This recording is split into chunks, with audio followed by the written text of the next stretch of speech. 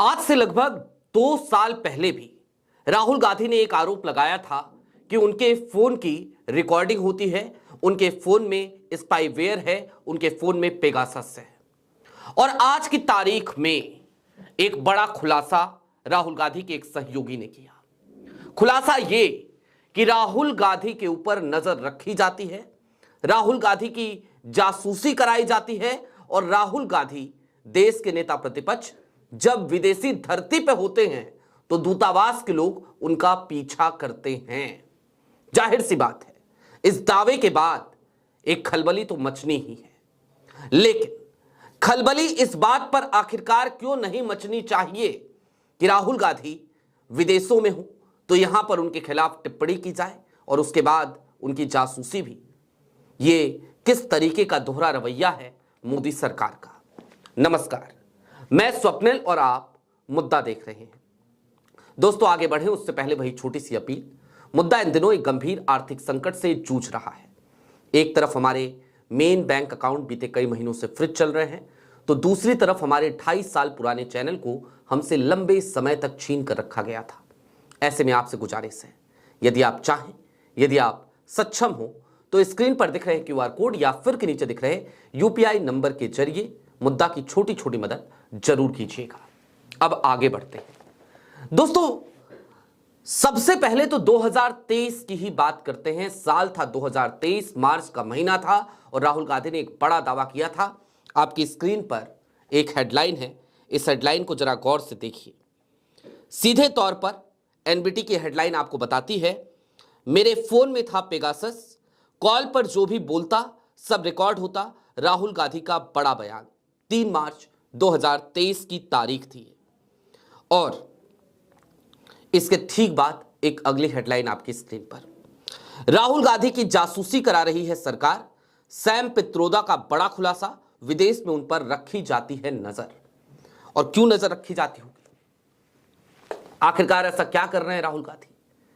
कई बार भारतीय जनता पार्टी के तमाम बड़े नेता इस बात का दावा करते हैं कि देश के नेता प्रतिपक्ष राहुल गांधी कहीं भी जाते हैं तो बिना बताए चले जाते हैं। क्यों भाई, ऐसा कैसे हो सकता है? राहुल गांधी इस देश के नेता प्रतिपक्ष हैं।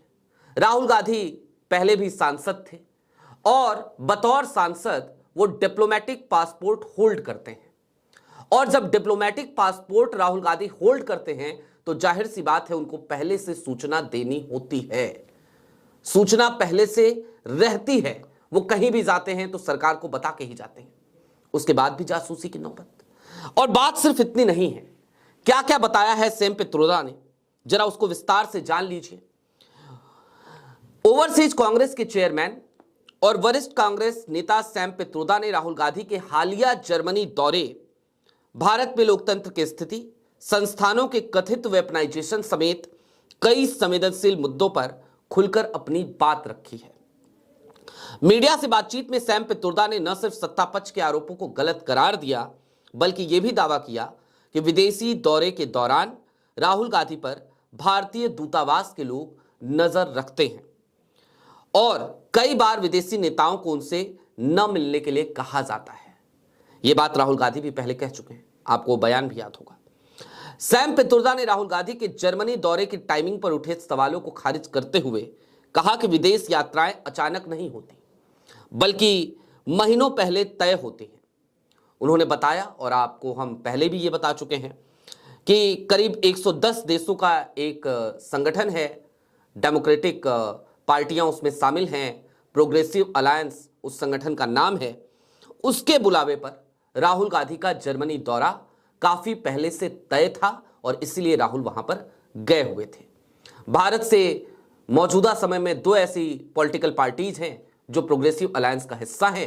एक भारतीय राष्ट्रीय कांग्रेस है और दूसरी समाजवादी पार्टी है, यानी कि अखिलेश यादव की पार्टी है।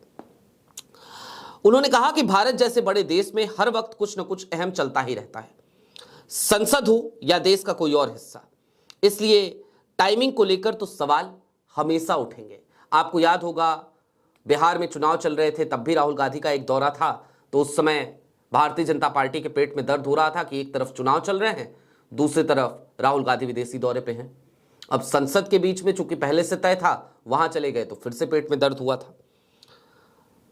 राहुल गांधी पर विदेश जाकर भारत विरोधी बयान देने का भी आरोप भारतीय जनता पार्टी चूंकि लगा रही थी, तो इस पे सैम पित्रोदा ने सीधे तौर पे कहा कि आज के जमाने में जो आप भारत में कहते हैं वही इंटरनेशनल हो जाता है, और जो आप बाहर कहते हैं वही नेशनल। सच देश में बोले या विदेश में, सच तो सच होता है। डबल स्टैंडर्ड किसी का नहीं हो सकता। उनका कहना है कि अगर कांग्रेस ये मानती है कि संस्थानों पर कब्जा हो रहा है, मीडिया मैनिपुलेटेड है और सिविल सोसाइटी को कमजोर किया जा रहा है, तो ये बात भारत में कही जाएगी और विदेश में भी। सैम पित्रोदा ने यह भी दावा किया कि राहुल गांधी के विदेश दौरों के दौरान भारतीय दूतावास के अधिकारी लगातार उनकी गतिविधियों पर नजर रखते हैं, निगरानी रखते हैं। मैंने खुद देखा है कि होटल से लेकर मीटिंग्स तक, एयरपोर्ट पर लोग हमें देखते रहते हैं। हमें बताया गया कि कई बार दूतावास लोगों को फोन करके कहता है कि वो राहुल गांधी से न मिले।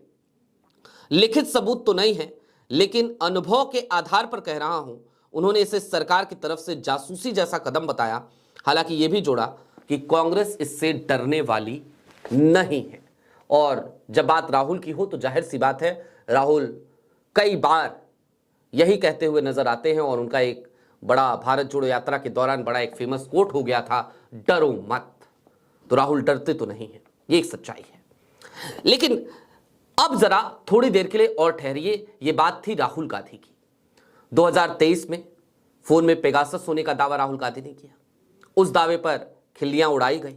हालांकि उसके बाद से भंडा फूटा था। बहुत सारे लोगों के फोन में पेगासस पाया गया था, उसकी जांच भी हुई थी, एक रिपोर्ट भी बनी थी। फिर रिपोर्ट का क्या हुआ कुछ नहीं पता, सार्वजनिक नहीं हो पाए वो रिपोर्ट। अब आज की तारीख में सैम पित्रोदा का सीधे तौर पे ये कहना, ये दावा कि भाई राहुल गांधी के ऊपर विदेशों में नजर रखी जाती है। मैं एक सवाल पूछना चाहता हूं, राहुल गांधी के ऊपर नजर रखने की जरूरत क्या है? आपको एक नाम और याद दिलाना चाहता हूं, नाम है प्रज्वल रेवन्ना। याद है आपको? प्रज्वल रेवन्ना इतना घृणित कार्य करने के बाद इस देश से बाहर चला जाता है। वापस लाने में पसीने इस देश की सरकार के छूट जाते हैं, और वापस भी तब आता है जब पूरे देश में एक माहौल बनता है, पूरे देश में खबरें चलती हैं, पूरे देश में लोग कहते हैं प्रज्वल रेवन्ना आखिरकार कैसे बाहर चला गया। तब जाकर के प्रज्वल रेवन्ना वापस आ पाता है। डिप्लोमेटिक पासपोर्ट उसके पास भी था। तो प्रज्वल रेवन्ना के बाहर जाने पर मोदी सरकार को आपत्ति नहीं हुई थी, लेकिन राहुल गांधी विदेश जाए तो बड़ी आपत्ति हो जाती है।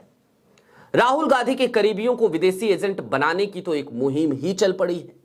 बहुत सारे भारतीय जनता पार्टी से फंडेड इन्फ्लुएंसर्स लगातार गलत खबरें प्रसारित और प्रचारित करते हैं कि देखो राहुल गांधी की पार्टी का फलाने नेता, राहुल गांधी की पार्टी का धमकाने नेता वो विदेशी एजेंट है, वो विदेशी फंडिंग ले रहा है। लेकिन इसी विदेशी फंडिंग को लेकर मैंने एक दिन सवाल किया था, अभी 2-3 दिन हुए मुश्किल से।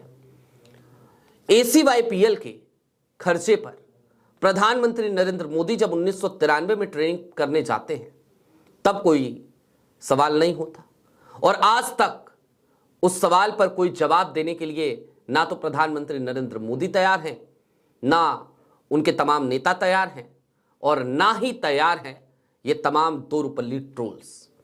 ये उस पूरी खबर को खा पी जाते हैं, खत्म कर देते हैं, उस पर इनकी जुबानें सिल जाती हैं, इनकी मुंह पर ताला जड़ दिया जाता है।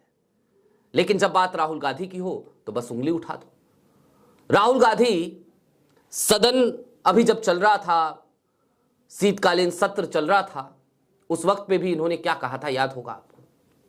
पुतिन भारत आए, राहुल गांधी को मिलने नहीं दिया गया, और राहुल गांधी ने उस समय कहा था, और कहा नहीं था बल्कि अपने हक की बात की थी, अपने अधिकार की बात की थी।